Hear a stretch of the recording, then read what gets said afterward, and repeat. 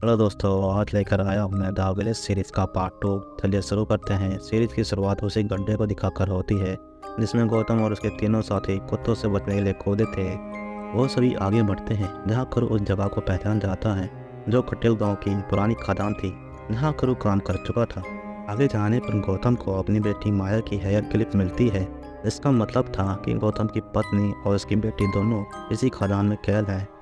गौतम अपने परिवार को लेकर बहुत चिंतित था, मगर तभी उन्हें किसी की आवाज़ सुनाई देती है जो खादान में प्रार्थना कर रहा था। यहाँ शक्ति उस प्रार्थना को पहचान जाता है जो उसकी कुल देवी के लिए बोले जाने वाली प्रार्थना थी। वो सभी आवाज़ की दिशा में आगे बढ़ते हैं जहाँ पर वो एक भयानक आदमी को देखते हैं जो एक मूर्ति के आगे प्रार्थना करते हुए एक औरत की बलि चढ़ाने की तैयारी कर रहा था।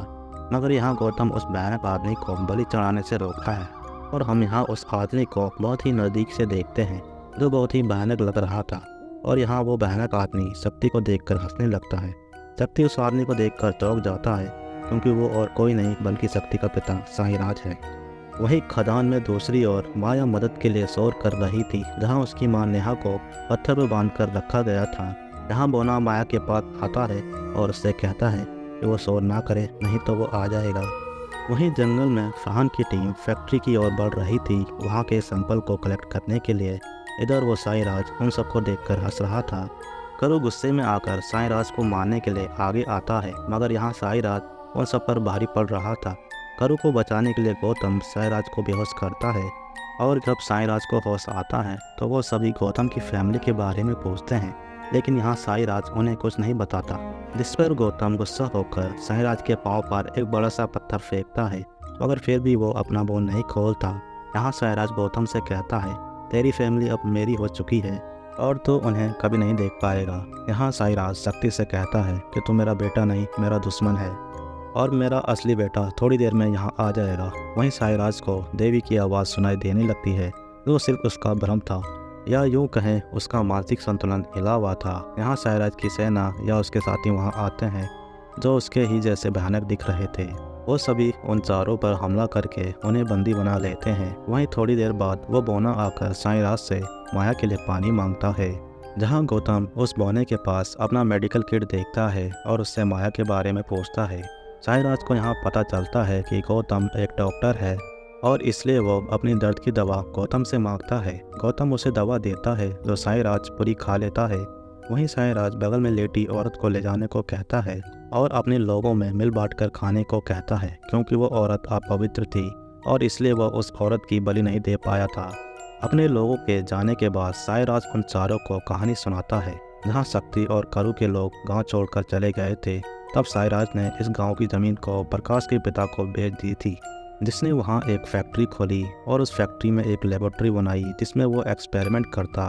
और फैक्ट्री से निकला पानी जिसमें केमिकल था उसने उपजाऊ ज़मीन को बंजर बना दिया और गांव के सभी जानवर मारे गए। साथ ही पूरे गांव में बीमारी फैल गई, बच्चे मरे पैदा होने लगे, पूरा गांव बर्बाद हो गया। जिसके बदले उसने फैक्ट्री के खिलाफ आवाज़ उठाई। साईराज के लोग उस गांव को छोड़कर जाने की बात करने लगे थे, मगर सुभद्रा उस आदमी का सिर काट देती है, क्योंकि साईराज के अनुसार सुभद्रा पर देवी आई हुई थी और वो उस गांव को बचाने के लिए उनकी मदद करेंगी, मगर उन्हें शांत करने के लिए और कौन चाहिए। इसलिए वो सभी अंडरग्राउंड टनल के रास्ते फैक्ट्री तक जाते हैं उसे तबाह करने के लिए।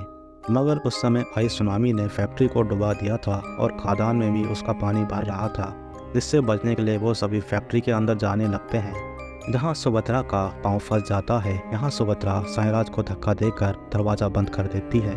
फैक्ट्री के उस कमरे में वो सभी सुरक्षित थे, लेकिन वहाँ से कोई बाहर नहीं जा सकता था। इसलिए अपनी भूख को मिटाने के लिए वहाँ के लोगों ने एक्सपेरिमेंट किए गए जानवरों को खाना शुरू कर दिया, जिससे वो सभी जिंदा रहे, लेकिन साथ में उन्हें ताकत भी मिली।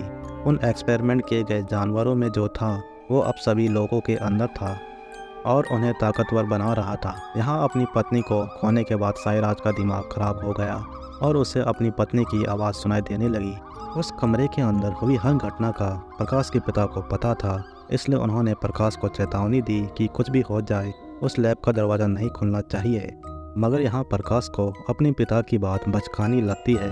उसे सिर्फ अपने इलाज से मतलब था जो बंद था उस लैब में, और इसलिए प्रकाश ने अपने पिता को भी मार डाला ताकि उसका रास्ता साफ हो। उधर साईराज और उसके लोग जब फैक्ट्री से बाहर निकले और धूप के संपर्क में आए, जिससे उनकी त्वचा चलने लगी थी, जिसमें उनका एक आदमी मारा गया और कुछ न खाने को मिलने पर वो सभी उस आदमी को ही खा लेते हैं। फिर साईं राज अपने बेटे वेट्या को पुकारता है। वहीं फरहान की टीम फैक्ट्री के अंदर पहुंचती है और उस कमरे में आती है जहां कभी साईं राज अपने लोगों के साथ फंसा था। फरहान की टीम वहां बहुत कुछ अजीब देखती है, जहां उन्हें एक औरत की लाश मिलती है जिसके हाथ पांव काटकर उसे एक मूर्ति की तरह पूजा गया था। वहीं दूसरी ओर साईं राज के बुलाने पर उसका बेटा वेट्या वहां आता है, जो सचमुच में बहुत डरावना लग रहा था। साईं राज वेट्या को बोलता है कि वो शक्ति को मार डाले, जिसे मारने के लिए वेट्या आगे बढ़ता है, मगर यहाँ पीटर वेट्या को उकसाता है और उसे बुरा भला कहता है, जिससे गुस्सा होकर वेट्या पीटर को मार डालता है। दरअसल पीटर ने शक्ति को बचाने के लिए यहाँ अपना सेक्रीफाइस दिया था। जिसके बाद वेट्या पीटर की लाश के टुकड़ों को म्यूटेंट बच्चों को खिलाता है। वहीं साईं राज पर गौतम की दी दवाई का असर होता है, क्योंकि गौतम ने साईं राज को दर्द कम करने की दवाई के बदले नींद आने की दवाई दी थी। दूसरी ओर फरहान की टीम के साथ आए वैज्ञानिक उस औरत की लाश के पास आकर उसे चेक कर रहा था, मगर तभी उस वैज्ञानिक का हाथ कटकर नीचे गिरता है, क्योंकि उन पर हमला हुआ था। सभी लोग कमरे में डरे हुए थे। यहाँ वैज्ञानिक मारा जाता है। दूसरी ओर गौतम, करू और शक्ति एक दूसरे को आज़ाद करा लेते हैं और वो सभी साईं राज को बेड़ियों में बांधकर अपने साथ ले जाते हैं। जहाँ गौतम को किसी औरत की आवाज़ सुनाई दे रही थी, आवाज़ को फॉलो करते हुए वो सभी खदान में गुप्त जगह पहुँचते हैं, जहां हमें दो औरतें दिखाई जाती हैं जिनके हाथ पांव कटे हुए थे और उन्हें पत्थरों पर रखा गया था। वहीं साईं राज फिर से देवी से बात करने लगता है और हमें साईं राज का पास्ट दिखाया जाता है, जहां साईं राज उस खदान से निकलकर नौमलाई गांव गया था। वहां वो अपने दुश्मनों को खुश देखकर उनसे जल रहा था। साईं राज अपने दुश्मनों से बदला लेना चाह रहा था, जिसके लिए उसने अपने लोगों के साथ मिलकर करू के लोग और उसके बेटे सेतु को मार डाला और शक्ति की बेटी माला को अपने साथ ले आए और उसके बच्चे को उसके पेट से निकालकर मार डाला। यहाँ साईं राज शक्ति को शॉकिंग बात बताता है कि उसने अपनी पोती माला के साथ मिलन करके वेट्या जैसे शक्तिशाली बेटे को जन्म दिया। ये सुनने के बाद वो तीनों शौक में थे। जहाँ पर वो माला को देखते हैं, जिसकी हालत बहुत ज़्यादा खराब थी। उसके हाथ पाँव नहीं थे, वो बहुत ज़्यादा दर्द में थी। अपनी बेटी माला की ऐसी हालत देखकर शक्ति बहुत ज़्यादा गुस्से में था और इसलिए शक्ति अपने पिता साईं राज को मार देता है। जिसके बाद शक्ति अपनी बेटी माला के पास आता है, जहां माला अपने पिता को पहचान लेती है। लेकिन माला को दर्द में देखकर शक्ति दुखी था और इसलिए माला को दर्द से आज़ाद कराने के लिए वो माला की सांसें रोक देता है। उधर वेट्या नेहा के पास आता है और उसके साथ मिलन करने की कोशिश करता है, मगर बोना वहां आकर वेट्या को रोकता है और उसे पहले देवी की पूजा करने को कहता है, जिस पर वेट्या वहां से चला जाता है। वहीं दूसरी ओर इरफान की टीम पर साईं राज के लोग हमला करते हैं और उन्हें मारने की कोशिश करते हैं। यहाँ इरफान और उसकी टीम उनका सामना करती है, लेकिन उनकी ताकत के सामने वो टिक नहीं पा रहे थे। जिसके बाद उनका सामना वेट्या से होता है, जो इरफान की हालत ख़राब कर देता है। इरफान की टीम की सदस्य शक्ति उसे रोकने की कोशिश करती है और उस पर गोली चलाती है, मगर उसका उस पर कोई असर नहीं हो रहा था। वेट्या के घाव अपने आप भर रहे थे। यहाँ शक्ति वेट्या के हाथ लग जाती है, जो उसके दो हिस्से कर देता है। शक्ति को मारने के बाद वेट्या वहाँ से चला जाता है। उधर दूसरी ओर गौतम नेहा को ढूंढते हुए उसके पास आता है और माया और नेहा को दोनों को आज़ाद करा लेता है। वहीं करू उस मोने को मारने वाला था, लेकिन माया उसे रोक लेती है और कहती है, यहाँ पर इसी ने हमारा ख्याल रखा था। गौतम उस बोने से इस खदान से निकलने का रास्ता पूछता है। वो बोना उनकी मदद करता है और उन्हें वहाँ से निकलने का रास्ता दिखाता है, जहाँ से वो एक एक करके सीढ़ियों से ऊपर जाते हैं। माया जाने से पहले उस बोने को अपना हेयर क्लिप देती है, एक तोहफे के रूप में। उधर जगन को फैक्ट्री के अंदर छिपाए सैंपल मिल जाते हैं, लेकिन फरहान वहां आ जाता है, तो शक्ति की मौत से गुस्से में था। यहाँ फरहान अपनी टीम से कांटेक्ट करता है और अपनी बैकअप टीम को भेजने को कहता है। यहाँ फरहान को जगन के बारे में इंफॉर्मेशन मिलती है कि उसके ऊपर कई केस चल रहे थे चाइल्ड अब्यूज़ के। फरहान ये सुनकर गुस्से में था, क्योंकि उसकी बेटी भी चाइल्ड अब्यूज़ की शिकार हुई थी और शायद इसलिए वो अब जिंदा नहीं थी। फरहान अपनी बेटी के कातिलों को सज़ा नहीं दे पाया था और इसलिए वह जगन को उसके किए की सज़ा देता है, उसे गोली मार के। मगर तभी करू, शक्ति और गौतम अपनी फैमिली के साथ वहां आता है, जहां पर फरहान उनसे कहता है कि अगर जान बचानी है तो हमारे साथ चलो। फिर वो सभी वहां से जाने का प्लान बनाने लगते हैं, जहां माया के हाथों से सैंपल की शीशी टूट जाती है और उसके हाथ पर एक कट का निशान लगता है। इसके बाद वो सभी वहां से एक साथ जाते हैं, जहां वेट्या उनकी खोज में अपने लोगों के साथ आता है। वो सभी म्यूटेंट से बचने के लिए छिप जाते हैं।